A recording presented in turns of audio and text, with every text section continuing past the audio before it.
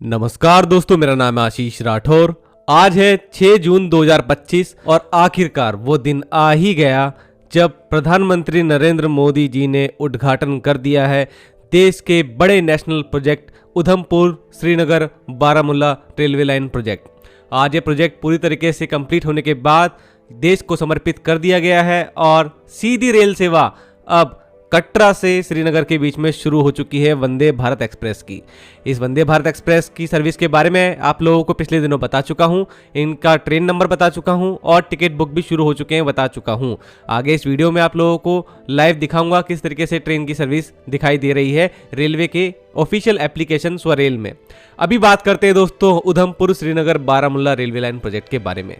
दोस्तों पिछले 7 सालों से लगातार इस प्रोजेक्ट की बारीकी से आप लोगों को जानकारी दे रहा हूं।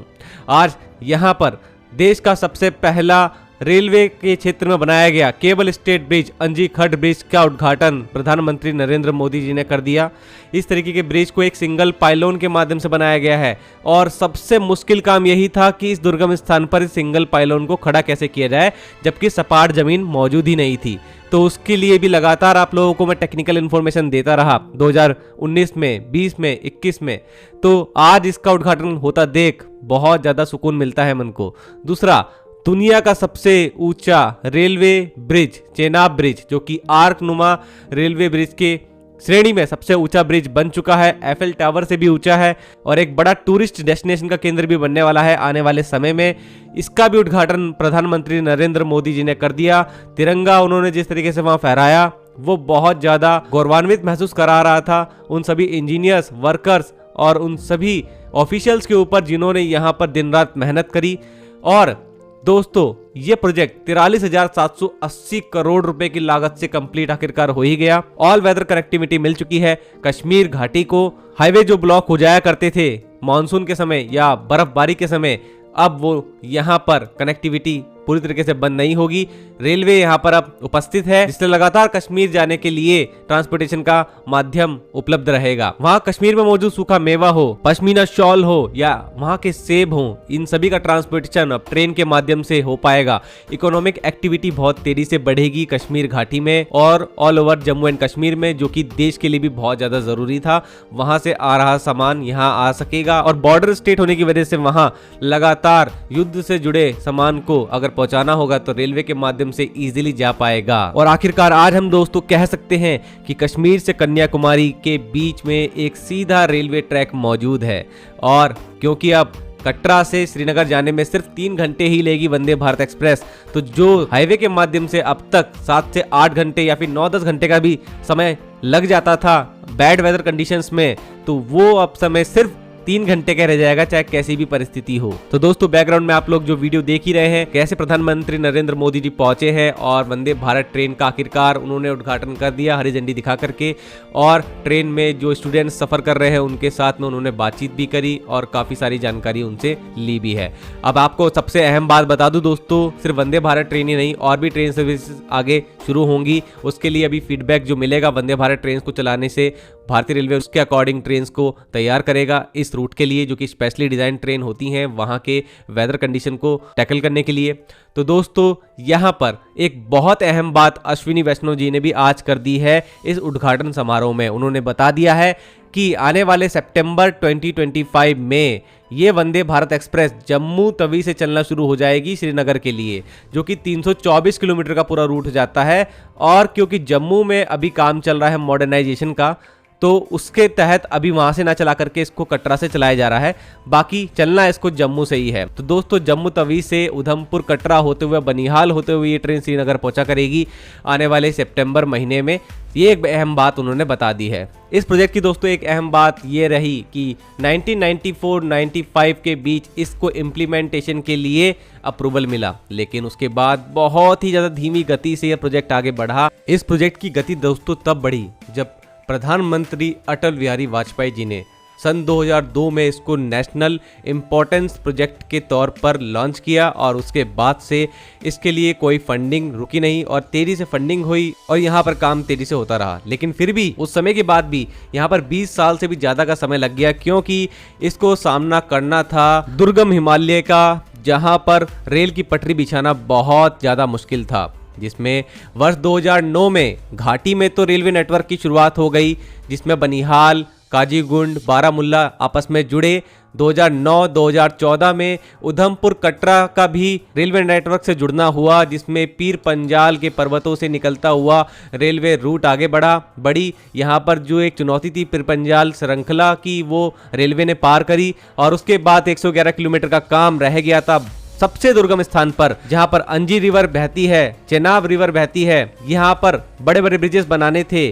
टनल 1 जो कि त्रिकुट पर्वत कटरा में डोलोमाइट चट्टानों के नीचे से होकर गुजरनी थी, जहां पर सबसे ज्यादा मुश्किल का सामना करना पड़ा इंजीनियर्स को। ये सारी की सारी मुसीबत 111 किलोमीटर के कटरा से बनिहाल सेक्शन में मौजूद थी, जो कि आज पूरे तरीके से कंप्लीट होने के बाद देश को समर्पित कर दिया गया। अब आप लोग इस रेलवे जर्नी का लुत्फ उठा सकते हैं, लेकिन कभी भूलिएगा मत कि इस प्रोजेक्ट को कंप्लीट होने के लिए क्या क्या चीज़ों से गुजरना पड़ा हमारे इंजीनियर्स वर्कर्स को। इस सभी चीज़ों का ध्यान में रखते हुए आज मैं सभी को बधाई देता हूं, जो भी यहाँ पर काम कर रहे थे, जो भी कंपनीज यहाँ पर लगातार दिन रात काम कर रही थी, उन सभी के लिए बहुत बड़ा एक गौरवान्वित करने वाला पल रहा होगा और सभी को सैल्यूट है।